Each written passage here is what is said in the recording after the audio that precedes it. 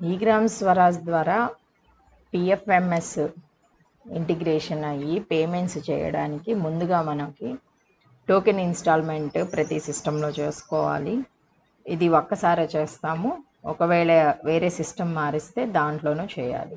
అయితే ముందుగా eGramSwaraj main home పేజ్లో క్రింది వరకు మనం స్క్రోల్ చేస్తే సపోర్టింగ్ డాక్యుమెంట్స్ ఉంటుంది. రిపోర్ట్స్ కింద సపోర్టింగ్ డాక్యుమెంట్స్లో requirements of eGramSwaraj PFMS integration for FFC scheme అనే ఆప్షన్ని మనం క్లిక్ చేసినప్పుడు దానికి కావాల్సిన ఫైల్స్ అన్నీ ఒక ర్యార్ ఫైల్గా మనకి డౌన్లోడ్ అవుతుంది. కొంచెం టైం పడుతుంది. దీన్ని మనం ఎక్స్ట్రాక్ట్ చేసుకోవాలి. ఎక్స్ట్రాక్ట్ చేసుకున్న ఆ ఫైల్లో మనకి ఈ విధంగా ఫైల్స్ అన్నీను కనపడతాయి. ఇన్స్టాల్ చేయాల్సిన ఫైల్స్ మొత్తం కనపడతాయి. ముందుగా మనము జావా ఫైల్ని ఇన్స్టాల్ చేసుకోవాలి. జావా ఫైల్ ఇన్స్టాల్ చేసుకునేటప్పుడు మనకి JRE ఫైల్ కూడా ఒకటి ఇన్స్టాల్ చేయమని అడుగుతుంది. అది చేసేటప్పుడే ఆ JREని కూడా ఓకే చేసుకుంటేనే మీకు వర్క్ అవుతుంది. కాబట్టి ఈ విధంగా జావాని సక్సెస్ఫుల్గా ఇన్స్టాల్ చేసుకున్నాక మళ్ళీ మనం కొన్ని బ్రౌజర్ సెట్టింగ్స్ చేసుకోవాలి. అయితే నేను ఈ బ్రౌజర్ సెట్టింగ్స్ అనేవి గూగుల్ క్రోమ్లో చేస్తున్నాను. మనకి ఎక్కువ బ్రౌజర్ సెట్టింగ్స్ కావాలి అని అంటే కనుక డౌన్లోడ్ ఇక్కడ మనకి ఇన్స్టాల్ చేయాల్సిన ఆ ఫైల్లోనే డౌన్లోడ్ PDF ఒకటి ఉంటుంది. DSE సైనర్ ఇన్స్టాల్మెంట్ విండోస్కి ఎలాగా అని చెప్పి దాంట్లోనే మనకి ఈ బ్రౌజర్ సెట్టింగ్స్ కనబడుతూ ఉంటుంది. వేరే బ్రౌజర్ అయితే కనుక మీరు ఆ PDFలో చూసుకోవాలి. గూగుల్ క్రోమ్కి మాత్రం నేను ఈ విధంగా చూపిస్తున్నాను. గూగుల్ క్రోమ్ ఓపెన్ చేసి మనము ముందుగా ఒక అడ్రస్ బార్లో ఈ విధంగా మనము దాని అడ్రస్ టైప్ చేయాలి. chrome://flags/allow-insecure-localhost అని క్లిక్ చేయాలి. అది మనం చేసిన తర్వాత కొన్ని ఫైల్స్ కనపడతాయి. ఆ ఫైల్స్ కనపడిన పైనే మనకి సెర్చ్ బార్ ఉంటుంది. ఆ సెర్చ్ బార్లో లోకల్ హోస్ట్ అని టైప్ చేసి మనము సెర్చ్ చేయాలి. అప్పుడు లోకల్ హోస్ట్ అనే దాని మీద ఒకే ఫైల్ కనబడుతుంది. ఆ ఒక్క ఫైల్కి ఎనేబుల్డ్ అని మనం ఎనేబుల్ చేసుకోవాలి. ఆ తర్వాత ఎనేబుల్డ్ చేసిన తర్వాత కింద రీలాంచ్ బటన్ అనేది కనబడుతుంది. ఈ రీలాంచ్ బటన్ని క్లిక్ చేస్తే మనకి దానికి కావాల్సిన క్రోమ్కి కావాల్సిన కాన్ఫిగరేషన్ అయిపోయి అది క్లోజ్ అవుతుంది. బ్రౌజర్ క్లోజ్ అయ్యి మళ్ళీ ఓపెన్ అవుతుంది. దాని తర్వాత నెక్స్ట్ స్టెప్, ఇది మూడో స్టెప్, మనకి ఇచ్చిన రిక్వైర్మెంట్స్ ఫోల్డర్లోనే root.ca అనే ఫైల్ని రన్ చేయాలి. దాన్ని డబుల్ క్లిక్ చేసిన తర్వాత అక్కడ ఇన్స్టాల్ సర్టిఫికెట్ ఉంటుంది.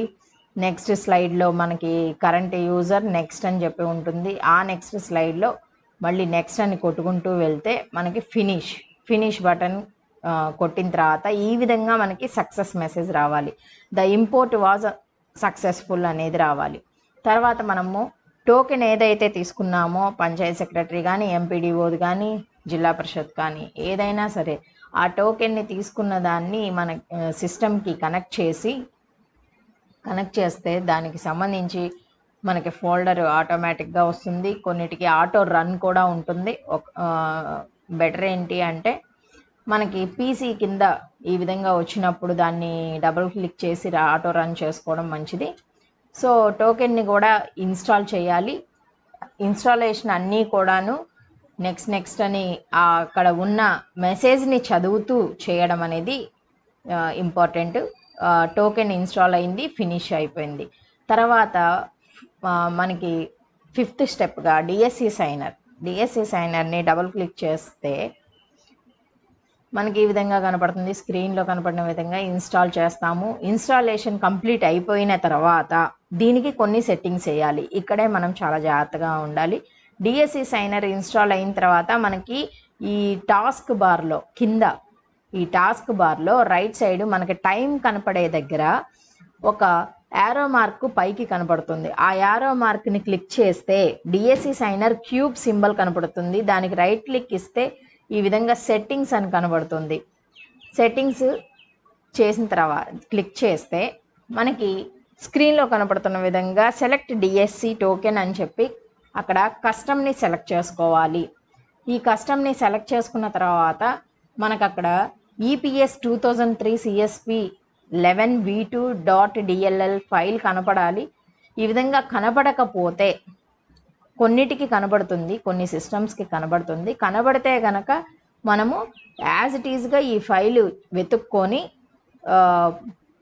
ఏ అక్షరం తేడా లేకుండా దాన్ని సెలెక్ట్ చేసుకొని ఓపెన్ చేసుకోవాలి. కనబడని వారికి ఇంకొకటి దానికి సొల్యూషన్ ఏంటి అంటే దిస్ పీసీలోకి వెళ్ళి అక్కడ సి డ్రైవ్లో మనము System32 అని సెర్చ్ చేయాలి. System32 పాత్ కనుక్కోవడానికి ఈ పని చేస్తున్నాము. పాత్ అంటే మీకు ఇక్కడ కనబడుతుంది C:విండోస్ అని, కొన్నిటికి C యూజర్స్ విండోస్ అని కూడా కనపడుతుంది. ఈ పాత్ని మనం తెలుసుకోవడానికి ఈ విధంగా చేస్తున్నాము. పాత్ తెలుసుకున్నాక మనం System32లో కూడా ఆ పీసీలోకి వెళ్ళి సి విండోస్లో క్లిక్ చేసి System32 అనే ఫోల్డర్లోకి వెళ్ళి మనకు కావాల్సిన ఈపీఎస్ 2003 సిఎస్పి 11v2.dll ఫైల్ ఉందా లేదా అనేది చెక్ చేసుకోండి. ఆ చెక్ చేసుకున్న తర్వాత మళ్ళీ అగైన్ మనము ఈ టాస్క్ బార్లో డిఎస్సి సైనర్ క్యూబ్ సింబల్ని రైట్ క్లిక్ ఇచ్చి సెట్టింగ్స్లోకి వెళ్ళి మనం ఈ విధంగా టోకెన్ కనబడుతుంది. టోకెన్ని సెలెక్ట్ చేసుకొని కస్టమ్ సెలెక్ట్ చేసుకున్నాక ఇక్కడ పాత్ని సెలెక్ట్ చేసుకోవాలి. ఈ డౌన్ యారో దగ్గర సి డ్రైవ్ని సెలెక్ట్ చేసుకోవడం, విండోస్ సెలెక్ట్ చేయడము. విండోస్ తర్వాత System32ని తీసుకుంటాము.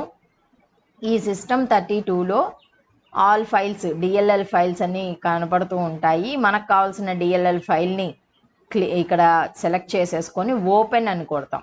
ఓపెన్ కొట్టిన తర్వాత ఇక్కడ ఈ స్క్రీన్లో కనబడుతున్న విధంగా టోకెన్ డ్రైవర్ ఎదురుగా మనకు కావాల్సిన డిఎల్ఎల్ ఫైల్ వచ్చేస్తుంది. అప్పుడు క్లిక్ సేవ్ బటన్ని క్లిక్ చేసిన తర్వాత మీ డ్రైవరు సక్సెస్ఫుల్గా ఇన్స్టాల్ అయ్యింది అనే మెసేజ్ రావాలి. ఈ సక్సెస్ మెసేజ్ రాకపోతే డిఎస్సి సైన్ అనేది సరిగ్గా అవ్వదు, అన్ని ఎర్రర్స్ చూపిస్తుంది. ఇది వస్తేనే అవుతుంది. కాబట్టి ఇది ఒకటి గమనించాల్సిందిగా కోరుతున్నాను. నెక్స్ట్ మనం టోకెన్ ఎప్పుడు పెట్టినా కూడా టోకెన్ ఇన్స్టాల్ చేసి పెట్టిన తర్వాత ఎప్పుడు అది పిన్ మార్చమనే డైలాగ్ కనబడుతూ ఉంది. అక్కడ మాత్రం పిన్ మార్చకుండా ఉండాలి. మారిస్తే మాత్రం ఖచ్చితంగా మీ జిల్లా యొక్క ఏపీటీఎస్ స్టాఫ్ని మీరు కనుక్కొని మళ్ళీ టోకెన్ని సరి చేసుకోవాల్సి వస్తుంది. ఇంకెక్కడా కూడా సరి చేయడానికి కుదరదు. కాబట్టి పిన్ మార్చకుండా ఉంచండి. ఈ విధంగా మనకు కావాల్సిన రిక్వైర్మెంట్స్ అన్నీ కూడా ఒక సిస్టంలో చేస్తే ఆ సిస్టంలోనే మనం సైన్ చేయగలము. ఇంకొక సిస్టంలో కావాలంటే మళ్ళీ ఇన్స్టాల్మెంట్ అంతా చేసుకోవాలి. Thank you.